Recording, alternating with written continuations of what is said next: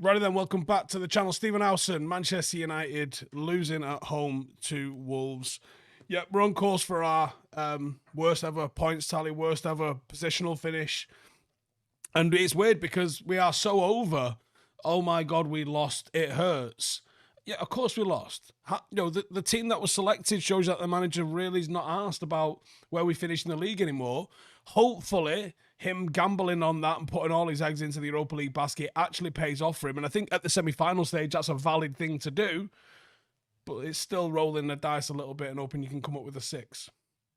Now, I thought there was some good things to talk about despite the defeat. Yes, we lost. We lost to a free kick. It was an unbelievable free kick. But outside of that, Wolves didn't really threaten us. And United, if we'd have had a goal scorer, probably would have actually done quite well, I think it's safe to say. There was moments in the game where I was like, if we had an arsed Marcus Rashford and a fit Amad Diallo and a centre forward, we would absolutely cook these. But alas, let's talk about 2 young men that did come on and do really well. Fredrickson making his debut. Brilliant from him. Not really been on the radar in terms of one of those that people have been asking for. Obviously, United have got, you would have thought the likes of Kunkonki were ahead of him in terms of getting a run out at centre half. So he kind of has come up along the inside, drafted past a load of people, got a start and looked brilliant. It was calm. It was composed. He almost looked like a veteran at times. He was winning stuff in the air. He seemed to make all the right decisions. He was really strong in his duels. And he broke the lines. And he played with some decent aggression. He could have been in with a shout for man of the match. Like, what more do you say from someone on their debut like that? And, I do say it often. It doesn't necessarily mean this guy now needs to play 450 games for the first team and we don't need to sign anyone. That's not always the case. I think one of the reasons why I like to play youngsters is you find out what they're about, for one. You validate your academy system, and for the most part, it doesn't happen often. Maybe Howson was one example last season, perhaps, and that's probably why he was moved on so fast.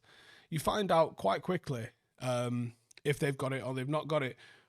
But the norm seems to be that academy players perform when given an opportunity. Now, that might be correlation and causation. It might be a case of like, yeah, but they only get given the opportunity because they're ready rather than just giving opportunities out willy-nilly. And you might have a point. That might be the case, is that it takes someone really hammering down the door for them to be given the opportunity rather than just everybody gets an opportunity. That's a fair assumption. But what I do see with academy players that have been given debuts is, by and large, they deliver. And they'll deliver for 3, 4, 5, 6 games. After that, the adrenaline wears off. Responsibilities become more important. A lot of these debuts, they're being told, just go and play your game and express yourself. After that, after half a dozen games, after a dozen games, they start getting told tactical instructions, and then that's when we find out whether they can sink or swim, if they're going to be a Manchester United level professional, or maybe they're just a Premier League professional, or maybe just a Championship, or maybe just a League One level professional. But we find that out after the first dozen or so games. In the first dozen or so games, I mean, Christ, if you'd have been like looking at Makeda on his debut and going, where does he finish? And you're like, you'd have said some outrageous stuff.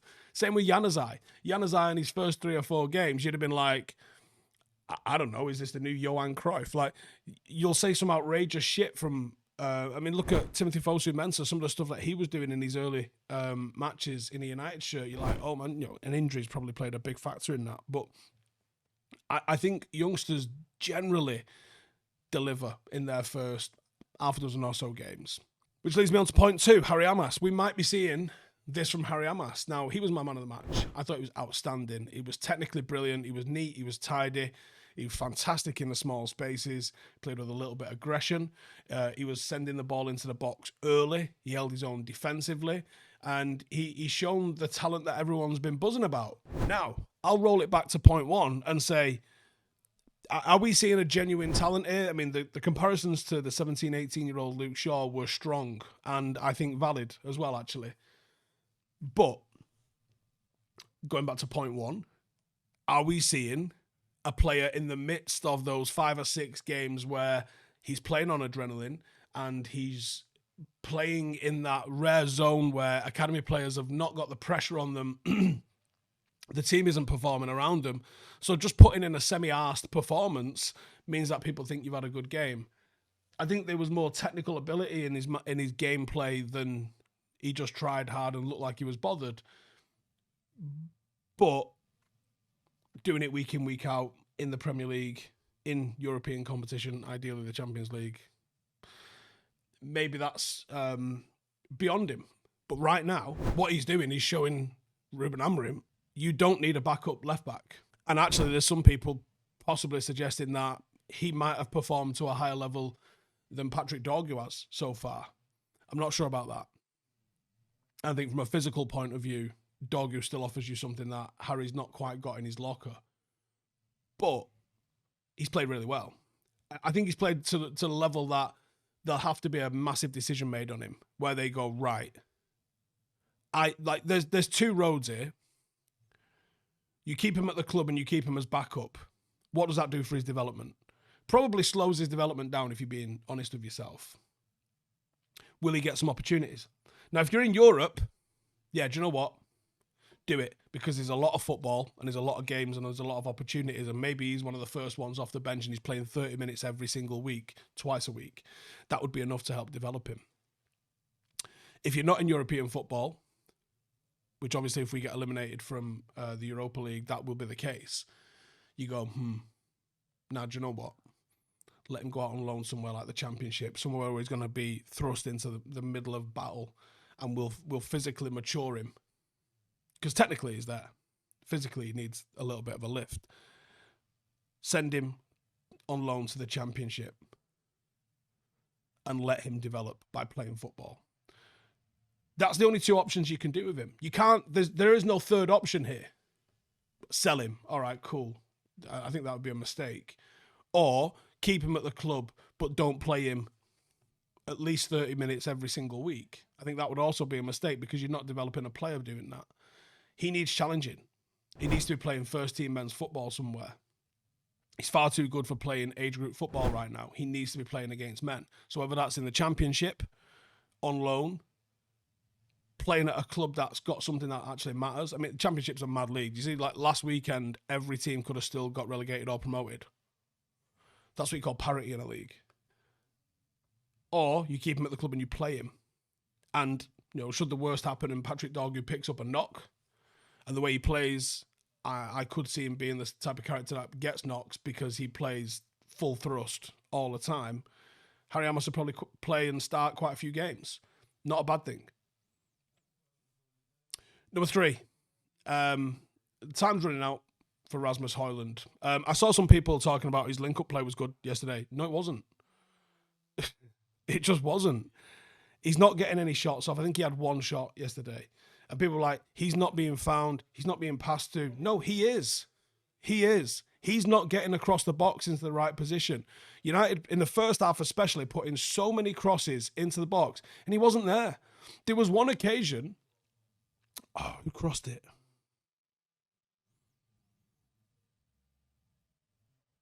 It might have been when Delo crossed. It's second half. Delo gets on the ball. He hits an early cross. And Christian Eriksen is ahead of Rasmus Højlund in terms of in the box.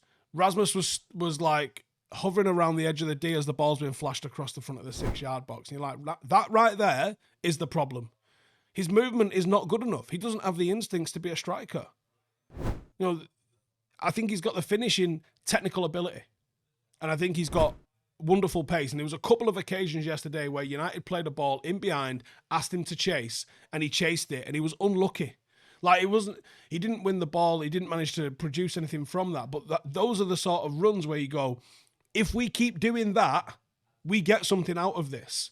When you watch him trying to hand fight and get involved in duels that he doesn't win, it isn't a case of, we'll get on the end of this at some point and he'll start dominating defenders. No, it's just dumb and he shouldn't do it. It looks like he's never been taught how to play football. Now, is this down to coaching? Yes, people are going to start looking at Ruben Amorim for it, but this has happened the entire season. So it's partly on Ten Hag, it's partly on Ruben Amorim, but it might be entirely on the fact that Benny McCarthy's no longer here. Benny McCarthy was striking coach for Manchester United last season. I don't know who it was under Ten Hag. You would presume Ruud had a hand in that at the start of the season at least. And I don't know who that guy is now for Ruben Amorim. But from Rasmus Højlund's own technical development, do you know what? Maybe we need to get Opera in to explain. Or maybe offer his services. Because he needs to work with a seasoned striker. And do you know what? There's tons. I know tons of strikers, people that have played both Premier League, even a good centre-half would tell you the runs that a striker needs to be making and not making. And I can't believe, like, as a professional, I can't believe he wouldn't be doing everything in his power to get better. Like, I say this all the time, and obviously I love Opera and I love what he does, but he should not have a job. Or his job should be, he shouldn't have a company maybe then. Because that company should be swallowed up and he should be working for Manchester United. You know, why are players going outside? Like, maybe he works with, you know, National League players or something like that. But he shouldn't have any clients at Manchester United because he should just be employed by Manchester United. It's ludicrous. Think about this. Manchester United are worth 5-6 billion, whatever we're supposedly worth. The biggest assets in that football club are the players. Stadiums are worth several hundred million. But you've got signings that are 80, 90, 100 million pound signings. If you've got 4 or 5 of them, think about how much they're worth. They're worth, all right, it costs you more than that to build one now, but they're worth as much as a brand new state-of-the-art stadium. Half a dozen blokes. Just half a dozen blokes. For the 3, 4, 5 years contracts that they're on are worth somewhere in the region of $500 million. Think about that. And you want to leave their development to fucking chance. Why would you not employ every fucking thing that you could? Rasmus Højlund should not have to watch Stephen Howson's 5 Things We Learned to understand that what he's doing is wrong. There should be someone at Carrington that when he started to play this way, back in fucking July and August this year, pulls him and goes, no. This is wrong. We're not doing this. Here's what we need to do. Here's how we play to your strengths. Here's how you perform. Because it's not right that he's gone the entire season and we are seeing the same mistakes. He is not making the runs. He presses like he's got a fucking injury. He gets overtaken by Bruno and Fredrickson and Garnacho when he's pressing. Frequently. He presses like he's not asked. He doesn't make runs into the box. Yes, he has got good elite level 25% completion on his finishing, which is good. But he's not taking anywhere near enough shots. And I'm not saying just get on the ball on the halfway line and fucking drop a shot off. No, you would get more shots because Manchester United are actually putting the ball into the right areas. We saw Amass deliver a right load yesterday. We saw Delo deliver a right load yesterday. Garnacho tried with a couple.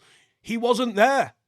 I felt Obi was more of a threat when he came on. I thought we would look more likely to score. I thought his link-up play was more direct. And I thought the runs he were making looked like they were more likely to get on the end of something.